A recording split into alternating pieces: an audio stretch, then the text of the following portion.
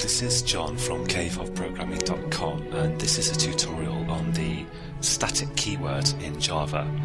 So I'm in Eclipse and I've got my main program here, and I'm going to start by creating a class up here which I'll call thing, and I'm going to give thing two member variables.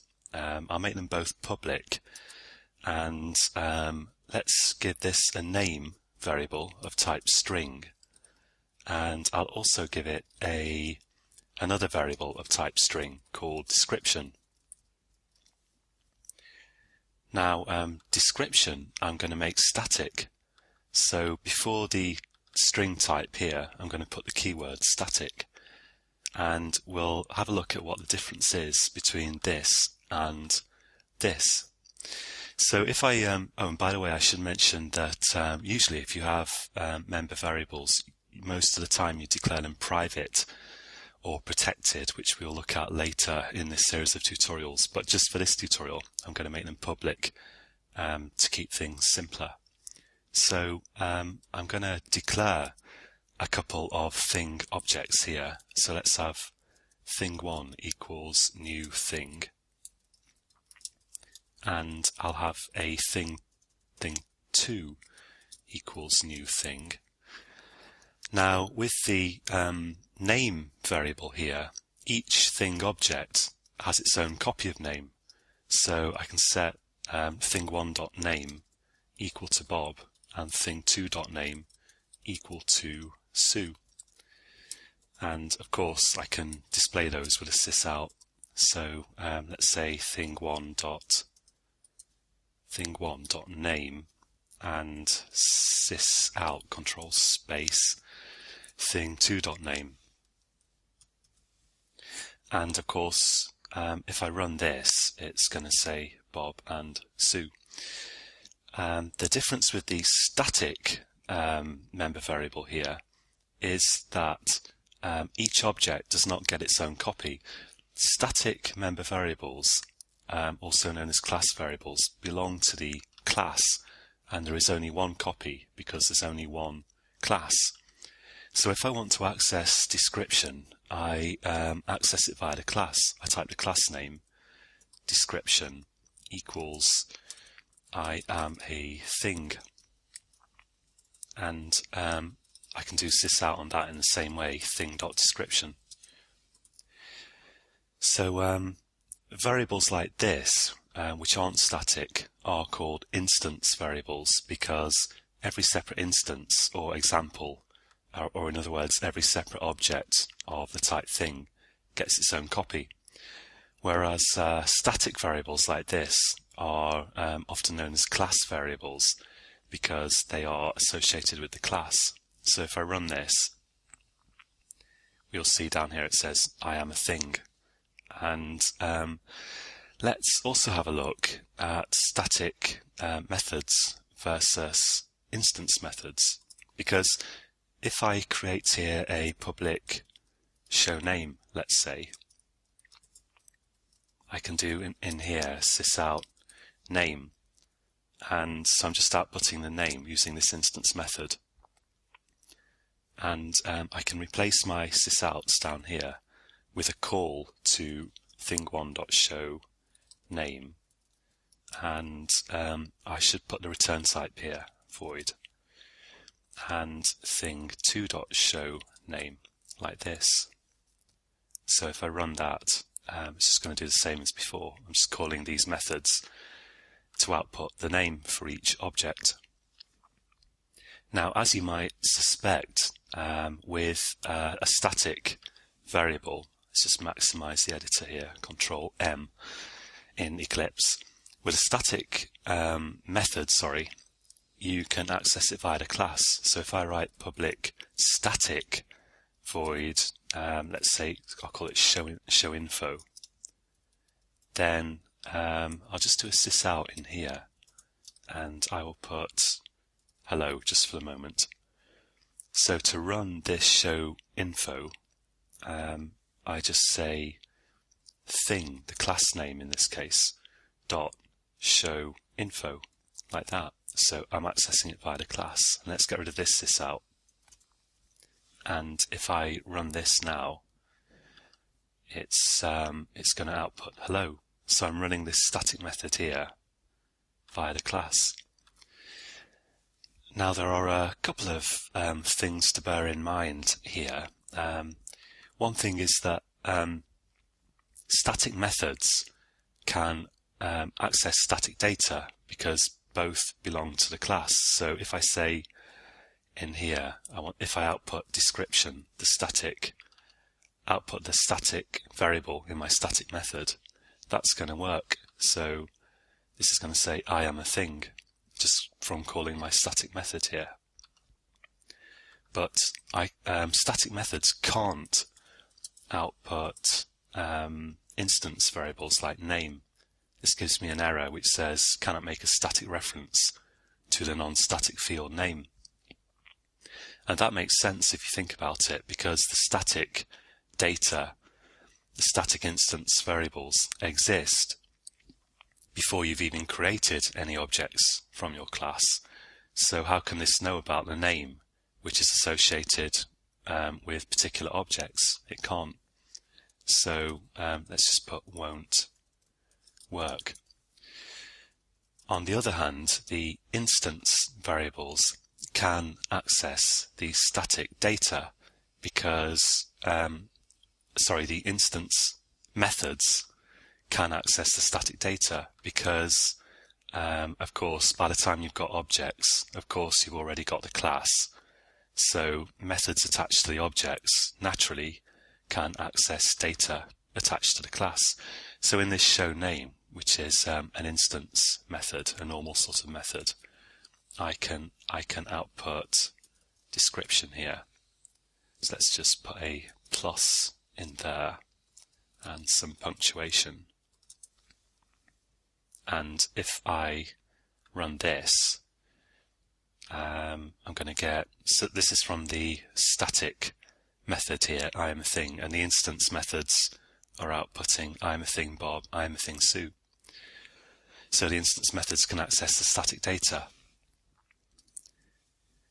Now, you might be wondering what you can use static for, and there are several uses that spring to my mind, and I'll show you some of those here.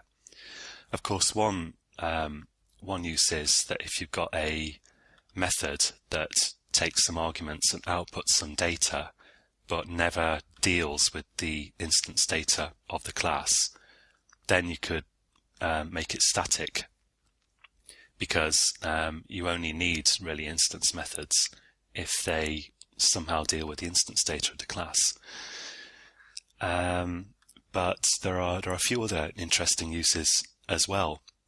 So let's say let's have a look at one typical use of static, which you can find in many places in Java, but a good example is the math.class, standard part of the Java library, and the math.class has constants attached to it, for example pi. So if I output math.pi, you can see that I'm accessing a variable here, well, a constant actually. I'm accessing some data via the class math, which might lead you to suspect correctly that it's static. So if I run that, here we get pi being output down here, just from this. So let's see how we can make our own constant in the same way. So here, if I want a constant, so the kind of thing that I want to achieve is, I want to be able to say something like the name of my class, which is thing dot, let's say, I don't know, thing dot lucky number, or this could be a string, sorry, lucky number, or whatever you like. Now see, pi is a constant, which means I can't reassign it. I can't do math.pi equals 3.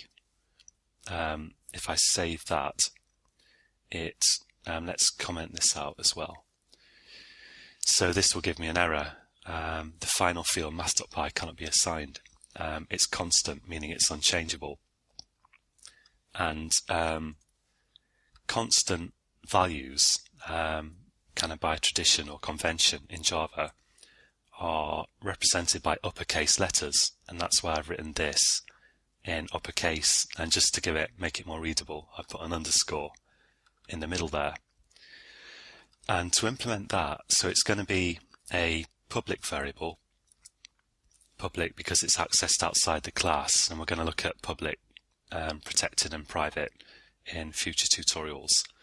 And I'm going to make it of type int, although it could be anything you like, int, and I'm going to call it lucky number, like this. And I'm going to make it, I want to access it via the class thing.luckynumber, so it's going to be static, so public static int. And I'm also going to declare it final, so I'm going to put the final keyword in here, and final is Java's version of constant, and that just ensures that you can't reassign a value to this. And if you have a final field, you've got to assign a value to it when you create it. So here I need to write equals, and then let's just set it equal to 7, because after you've created the variable, you will no longer be able to assign a new value to it because it's final, it's constant. So you can see that this will now work, and if I run that, it's going to say 7 down here. So I've just got this constant value, which, as I say, could be a string or whatever, that's attached to my class, and you see that all over the place in Java, like in the color class in string, or jframe.exit on close, and math constants, and it's absolutely all over the place.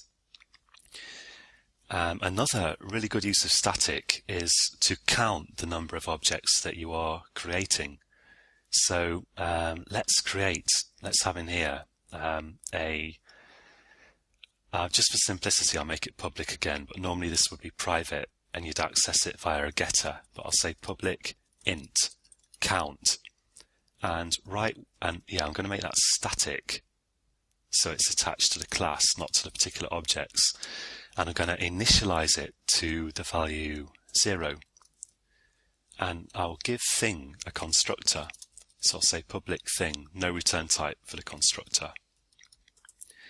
Now this constructor will be run every time you create a instance of thing. In other words, whenever you do new thing, it's going to run whatever code I put in here. So I could take that opportunity to increment count. And because count is static, it belongs to the class, not to the objects. And that means that there is only one count, which is shared between all objects.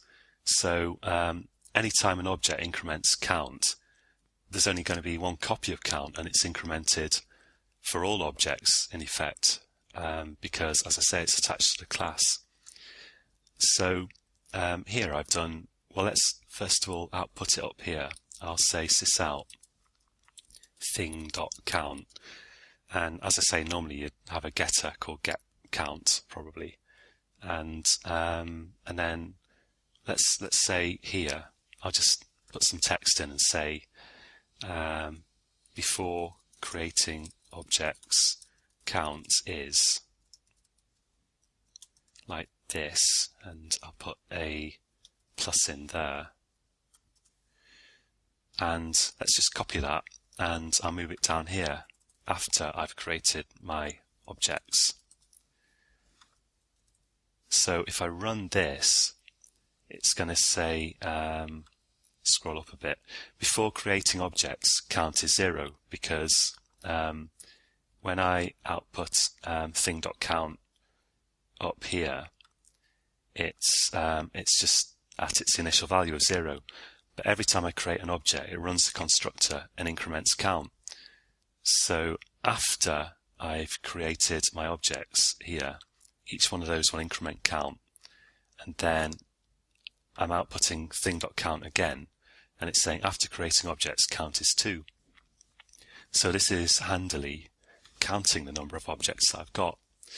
And that brings me to one final interesting use of count, which is assigning an ID to each of your objects, a unique ID. Because supposing here I create a instance variable, not a class, not a static variable, but an instance variable, and I'll call it public int ID. And just to repeat, these shouldn't really all be public, but they should be private or protected, but this will do for this tutorial. And I won't initialize ID here. Actually, your instance variables in Java are initialized to default values, so this will be 0 anyway to start with, but that doesn't matter. I want ID to be unique for each object. So the first object should have ID, let's say 0, and the second object ID 1, and so on. And all I have to do to get that to work is I can assign the value of ID, and every object has its own ID because it's not static, it's an instance variable. So I can assign that to the static variable count, and the static variable count being shared between all objects is of course incremented every time you create an object, but this will keep a kind of record of whatever count was at the time the constructor ran for each object.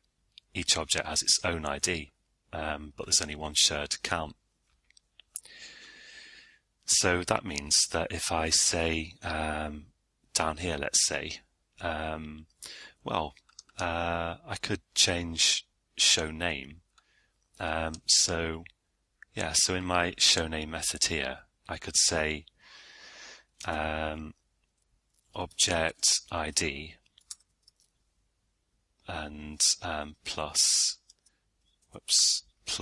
and let's add on ID, and but I have some punctuation in here and a space, and then I'll have the ID, and then some more space or punctuation like this. So show name now, didn't mean to do that. Show name now is outputting the ID for each object as well as its name. And if I run that, so show name is running down here. If I run this program, it's saying object ID 0, I am a thing, there's the static description, and instance data again, Bob. And second object ID 1, again instance data, I am a thing, static data, and then the name Sue, which is instance data. It's quite a lot to take in for one tutorial, but I'm going to put this code on caveofprogramming.com, which is all one word, so you can take a look at your leisure if you want to. And the approach I always take myself to learning this kind of stuff is just basically use it, copy it and paste it in and get it to work. And after a while, you sort of start to get a feel for it. And if it seems at all obscure now, after just using it and working with it a bit, you'll start to see that it's pretty simple, really. It's not too bad. So that's it for this tutorial. In the next tutorial, we're going to look at string builder, string buffer, and some advanced string formatting, which we'll need before we go on to some more stuff to do with objects. So join me again then, and until then, happy coding.